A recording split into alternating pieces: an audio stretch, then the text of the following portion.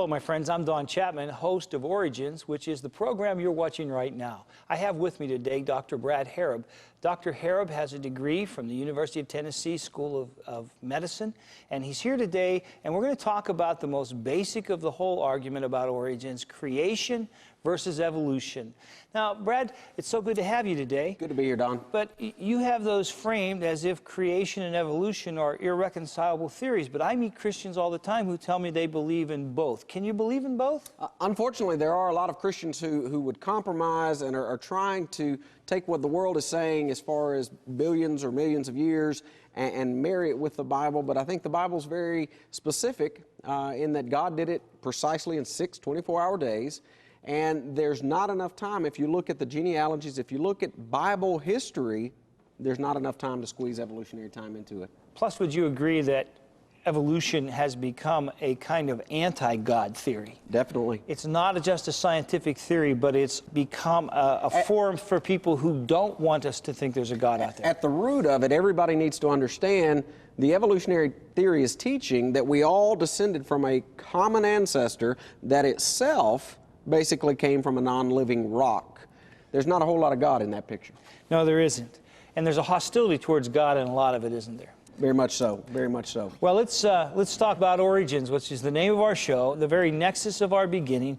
What are the two paradigms we have to look at here? Well, Charles Smith, atheist, he uttered the phrase at one point, "In the beginning was matter, which begat the amoeba, which begat the worm, which begat the fish, which begat the amphibian, which begat the reptile, which begat the lower mammal, which begat the lemur, which begat the monkey, which begat man, who," he says, "imagined God." This, according to Charles Smith, is the genealogy of man. He's not trying to be funny here. He honestly believes that God is something that man has dreamed up as a superstition because we couldn't handle reality. That's precisely correct. All right. And if we compare that with the first two verses of the Bible, "In the beginning God created the heaven and the earth was without form and void, darkness was upon the face of the deep, and the Spirit of God moved upon the face of the waters."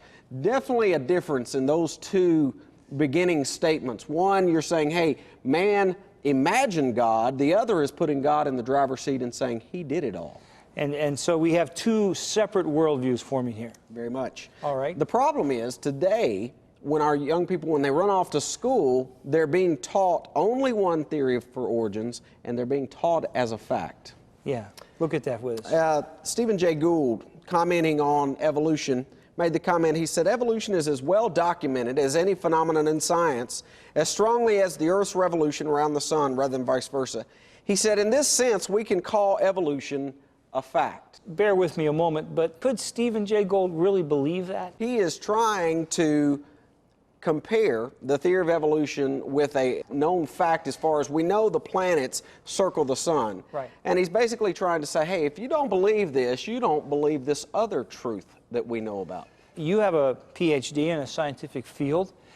You haven't come to your beliefs out of ignorance. You've come to them out of studying fact. Examining the evidence. So why do we have these kind of statements? I think a lot of it has to do with just intellectual peer pressure. Okay. You know, there's W.W. Howe said evolution is a fact just like digestion. 20 years earlier, in an article in Newsweek, Stephen Jay Gould said evolution is a fact just like apples falling out of trees. Jay Savage said no serious biologist today doubts the fact of evolution. The fact of evolution is amply clear.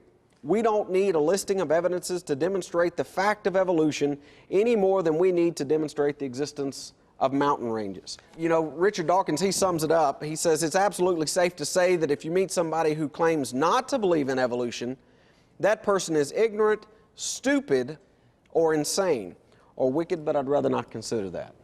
Usually when you reduce yourself to name calling, it's because you don't have enough facts to talk about. In other words, if I had clear evidence to present to you, I wouldn't have to demean you. I could have dialogue with you. Right. And so when I hear facts like that, it makes me more suspicious of evolution than it does creation. The funny side is, you know, these men have had themselves put in print. Right. And yet, then some of their own evolutionary colleagues have come behind and said, for instance, nuclear physicist Theodore Timisian, listen to what he says. "Scientists who go about teaching that evolution is a fact of life are great con men, and the story they are telling may be the greatest hoax ever. In explaining evolution, we do not have one iota of fact. It's a tangled mishmash of guessing games and figure juggling." Now, this is not a creationist saying this. This is a fellow evolutionist saying this. But he's saying you guys are acting as hucksters or con men, right, not as scientists when you're making those kind of statements. That's right. Paul Davies and Adams Phillips, they give this little analogy. I like this analogy. They say some scientists say just throw energy at it and it'll happen spontaneously. That's a little bit like saying put a stick of dynamite under a pile of bricks and bang, you've got a house. Of course, you won't have a house, you'll just have a mess. Paul Davies went on to say there's powerful evidence that there is something going on behind it all. It seems as though somebody has fine-tuned nature's numbers to make the universe. The impression of design is overwhelming. If we just defined what is evolution, what is creation, George A. Kirkut, he defined evolution when he said, on the other hand, there's a theory that all living forms in the world have arisen from a single source, which itself came from an inorganic or non-living form. This theory can be called the general theory of evolution. Now, you're going to go up to the board and talk to us, and while you're walking, I'm going to ask you, there's something he says there that jumps out at me that we need to talk about. This theory, this whole business that from non-living material, you can get living material. Right. How often have you seen that happen? Well, we've been trying in the laboratory for decades, and not a single occasion have we ever been able to create living material from non-living material. And that, I think, is your first assumption there, isn't it? Very first assumption. If evolution is true, then the first assumption is that non-living things gave rise to living material. That is, spontaneous generation occurred. We used to believe in spontaneous generation. For example, we used to think that flies just sprung out of manure piles. Right, right. And then as we got microscopes, we found out there were eggs in there. That's right. So the increase of science made less likely the possibility of spontaneous generation. And yet, that's the first thing we have to buy into. It's a must, isn't if it? evolution is correct. That's right. The second one is that this spontaneous generation occurred only once. Yeah. You know, why isn't it happening today? Right. A 12-year-old child can look at the situation and say, okay, at some point in the past, non-life had to give rise to life. Why don't we see that happening today? Incredible. Third is that viruses, bacteria, plants, and animals are all interrelated. If evolution is correct, then we all came from a common ancestor. Think about it for just a moment. Yeah. I suspect most of the viewers have had colds or maybe the flu in the past, and yet our bodies recognize those as foreign, even though according to evolution, we're all interrelated. The fourth point, the fourth assumption is that Protozoa gave rise to Metazoa. That is, organisms without a nucleus eventually decided they wanted to grow a nucleus and become more complex.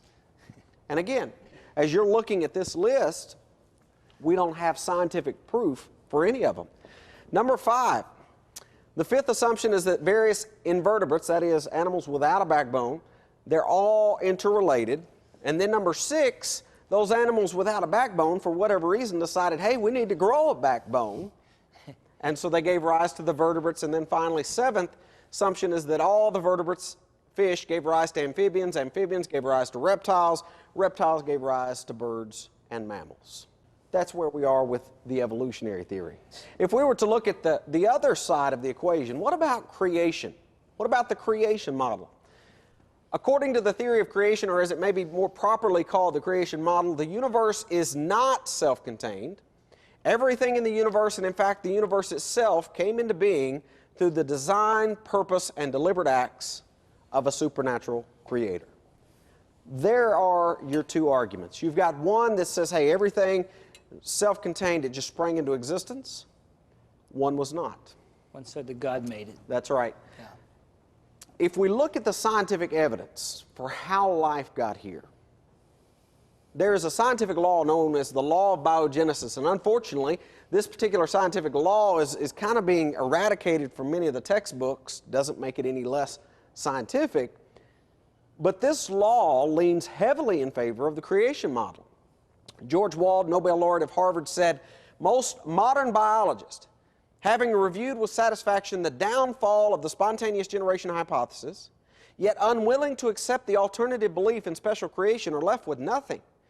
He said, I think a scientist has no choice but to approach the origin of life through a hypothesis of spontaneous generation. So even if all of the facts, everything I learned as a scientist teaches me this can't happen, Right. I still have to believe it happened. We know spontaneous generation doesn't occur, but he says you're only left with one choice. We don't like that choice. We're not going there. So what we're going to do is we're going to believe something we know to be wrong. Incredible. If we look at Francis Crick, one of the gentlemen who is given credit for creating the molecular structure for DNA, he said, an honest man, armed with all the knowledge available to us now, could only state that in some sense, the origin of life appears at the moment to be almost a miracle. So many are the conditions which would have had to have been satisfied to get it going. I think when God spoke and said, let there be life, That was it pretty was a miraculous. miracle. That's Yes. right, that's right. Sir Fred Hoyle, who was knighted for his scientific achievements, a man who, in fact, anybody who was studying physics back in the 60s, 70s, you studied some of his physics theories.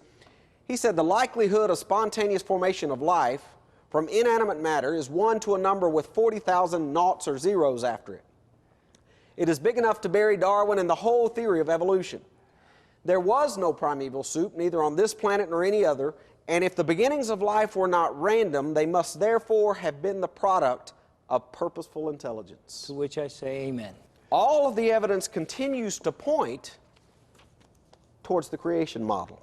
He gave another example. I love this example. He said, imagine 10 to the 50th blind persons, each with a scrambled Rubik's Cube. Now, you remember many years ago there was a Rubik's Cube little puzzle. I had one. He said, imagine 10 to the 50th blind people and try to conceive of the chance of them all simultaneously arriving at the solved form. He said, you then have the chance of arriving by random shuffling at just one of the many biopolymers on which life begins. You know, let's negate the fact that there's not that many blind people in the world today, 10 to the 50th power, but imagine all of them coming to that solved form at exactly the same time. He's saying, folks, that's what it would take to get the proteins together for just one biopolymer. That's the theory that's being taught today. Martin A. Moe, an evolutionist, he said, a century of sensational discoveries in the biological sciences has taught us life arises only from life. Now, simply put, that very statement violates the evolutionary theory completely. Because in order for evolution to be correct, we had to at one point get life from non-life. That's right. And yet they admit we can't make that jump. And yet we look at what's coming into our home, we look at what our children are learning, and time again, rather than it being a situation where we're actually evaluating the evidence, it's just a perpetuation of the evolutionary lies. For instance, most folks have probably heard of Neanderthal man. In fact, I would say most of our viewers are very familiar with him. What most folks don't know is that creature, they examined the original fossils. Here you see on the screen from Neander Valley. A fellow by the name of Dr. A.J. Cave examined them in 1958, and he proved that it was nothing more than a man who had suffered from arthritis. Yeah. We can talk about Rhodesian man, who was found in a zinc mine, 1921, displayed prominently there in the British Museum of Natural History. Now, you know, Don, think about how many young people walk through museums, they look at these things, and they think, hey, that's the answer. The only problem was Rhodesian man's pelvic bones had been crushed. They sent him to this museum. They let bird specialists set him upright in the exhibit, and they fashioned him stooping over. Looked basically kind of like a cave-like creature. And it was only later, after true anatomists had come along, they realized the mistake. They realized he wasn't a stooping man. He was a modern man and even had tooth decay just like you and I.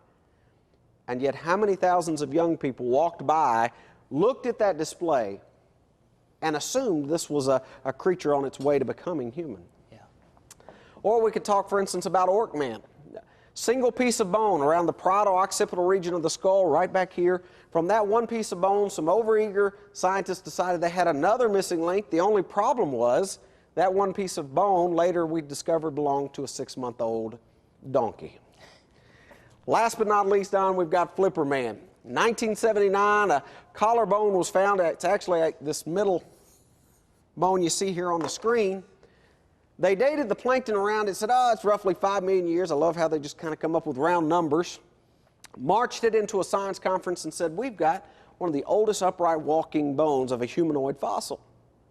Scientists there in the audience said, fellas, you got a little problem. That's not a collarbone, that's a rib bone. They did what most scientists would do. Oh, okay, well, then we got a 5 million-year-old rib bone here. He said, no, that's not the rib bone of a human. That's the rib bone of a dolphin. Huh. Flipper man is just Flipper, no man. I'm going to let Jeremy Rifkin tell you what the fossil record shows, because I think he summed it up extremely well, and it's what our kids are not seeing in their textbooks. He said what the record shows is nearly a century of fudging and finagling by scientists attempting to force various fossil morsels and fragments to conform with Darwin's notions, all to no avail.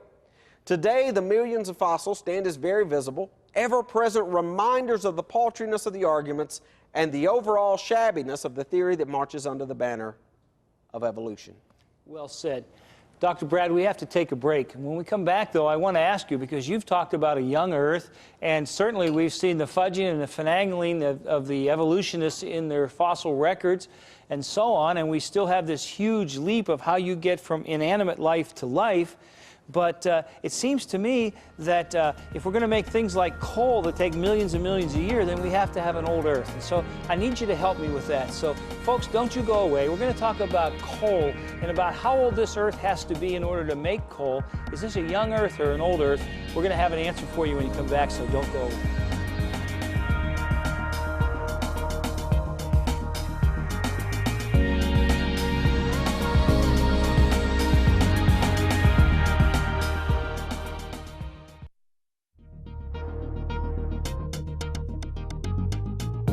Today's guest on Origins, Dr. Brad Harrub, is the co-founder of Focus Press Incorporated. He's also the co-editor of Think Magazine, where he's contributed many articles concerning the subject of creation. If you're searching for the truth and God's answers to life's questions, you'll want to subscribe to Think Magazine. Orders are being taken at 866-313-6474. For more information about Dr. Harrub, you can write to Focus Press Incorporated, 1600 Westgate Circle, Suite 125, Brentwood, Tennessee 37027. Or visit the website at www.focuspress.org. We're back, and Dr. Brad Harrub is here with us, and we're just talking about the whole evolution versus creationist debate. And Dr. Harrub, as we look at the issue of coal, if the Earth isn't old, how can coal, it would take millions of years to make it, how can it be formed? Well, you know, evolutionists maintain that coal was laid down during the Carboniferous period 250 million years ago. So on the screen, you know, we ask the question, what do you think of when you think of coal? Do we think of lots of vegetation? Well, we know you've got to have that. You got to have heat. You got to have pressure. But does it take millions of years? I would say absolutely not. In fact, I'm going to show you some evidence that that's incorrect. J.D. Saxby, in talking about making oil and coal and natural gas, he said, many geological situations, much longer time intervals are available. He's kind of guarding himself there, saying, you know, I still buy into the evolution. But notice what he goes on to say. But evidently, the molecular mechanism of decomposition is little changed by the additional time. Thus, within sedimentary basins, heating times of several years are sufficient for the generation of oil and gas from suitable precursors. So that means that the existence of coal doesn't necessarily mean old Earth. That's right. In fact, in a laboratory setting, we can make some of these products for you within weeks to months. Now, don't expect us to heat your home with it yet, because it's expensive to do that in a lab, but we can do it. You know, when we think about coal, a lot of times we think, okay, millions of years, we're thinking it had to be laid down long before humans ever existed, and yet we have a lot of physical evidence that disproves that. For instance, Ivan Sanderson, he was talking about one of the discoveries that were found in coal many, many years ago. He said, for instance, it's been reported 1891, Ms. Culp of Morrisonville, Illinois, dropped a shovel full of coal, transferring it to her cooking range. A large lump broke in two, disclosing a lovely little gold chain of intricate workmanship, neatly coiled and embedded. And that's not an isolated story, is it? That is far from being an isolated. There are many instances like that. And it's not just gold chains or iron pots. We've also discovered human footprints in coal. Now, if you think with me for just a moment, according to evolutionists, humans have only been around the last 3 to 5 million years. They say coal was laid down 250 million. How do you get a human footprint in coal? Albert Ingalls said, on sites reaching from Virginia, Pennsylvania, through Kentucky, Illinois, Missouri, westward toward the Rocky Mountains, prints have from time to time been found on the surface of exposed rock. More and more keep turning up as the years go by. What made these prints? As yet, the answer is unknown to science. They look like human footprints. And it's often been said, though not by scientists, that they really are human footprints made in the soft mud before it became rock. He went on to say, if man made these prints in this matter, then man's antiquity is no matter of a mere million years or so, as scientists think, but 250 million years, for they're found in the rocks of the Carboniferous period, and those rocks were laid down 250 million years ago. So old Albert, instead of assuming that coal is young, assumed that man's been around for 250 million years. That's right. And there's some pictures there on the screen of exactly what they found. And you know, the viewers probably are going to be immediately thinking, wait a second, my toes aren't splayed out like that. And that's true, because today our feet are housed in shoes, and that kind of confines them. But the two pictures at the bottom show Aborigines who habitually go unshod. That is, they don't wear shoes, and you'll notice their toes are spreading out. And Donn, so many of these footprints were showing up that they asked Albert Ingalls to provide an explanation. And before that happened, they wanted to know, are we really talking about human footprints? So a fellow by the name of A.E. Wilder-Smith, he examined them. Here's what he said. The tracks are in the formations considered to be the Upper Carboniferous, 250 million years old. They show 5 toes, an arch which is unquestionably human. The tracks are 9.5 inches long, 4.1 inches broad at the heel. The width at the forward end of the track by the toes was 6 inches. The being that left the tracks was a biped that walked uprightly like a human. Like a human. I want to share with you how Albert Ingalls explained away these footprints. Here's his explanation. He said, if man or even his ape ancestor, or even the ape ancestor's early mammal ancestor existed as far back as the Carboniferous period in any shape, then the whole science of geology is so completely wrong that all geologists will resign their jobs and take up truck driving. Hence, for the present at least, science rejects the attractive explanation that man made these mysterious prints in the mud of the Carboniferous period with his feet. So after Albert's done talking, the footprints aren't there. That is his explanation. You know, I spent 23 years of my life in school, and never did I ever hear somebody say that science rejects an attractive explanation. It's just incredible to me. You have one more quote there that I think explains all of this. Richard Lewontin, in describing the current attitude in academia and science, he said, we're forced to our adherence to materialism. No matter how counterintuitive, no matter how mystifying to the uninitiated, moreover, that materialism is absolute, for we cannot allow a divine foot in the door.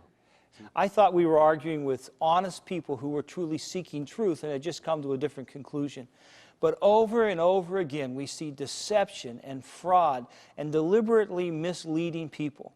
And I would just say to all of our folks, don't be naive. And I would say especially to the parents, don't let your children just swallow evolution whole without having to think and think about the consequences and really looking at the evidence. The evidence for God as our Creator is overwhelming. The basic questions about where did the world come from? How did life come from non-life? How do simple creatures become more complex creatures?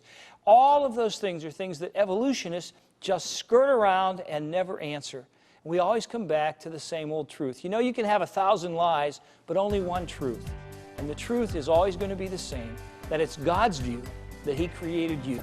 And that should be your worldview too. Thanks for hearing us. I hope you'll think long and hard about the things that Dr. Harrub says today.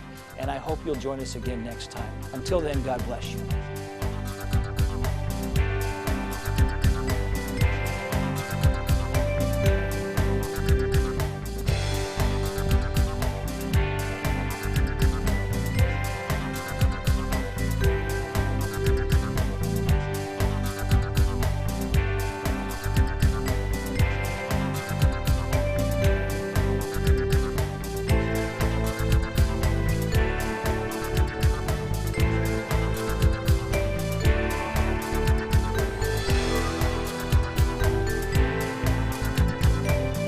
Thank you for watching this edition of Origins. To get a copy of the information presented today, you can download a PDF file of program number 1102 from our website at www.originstv.org. Or for a DVD of this series, send a $12 donation to cover shipping and handling and write to Origins, program number 1102, Cornerstone Television, Wall, Pennsylvania 15148.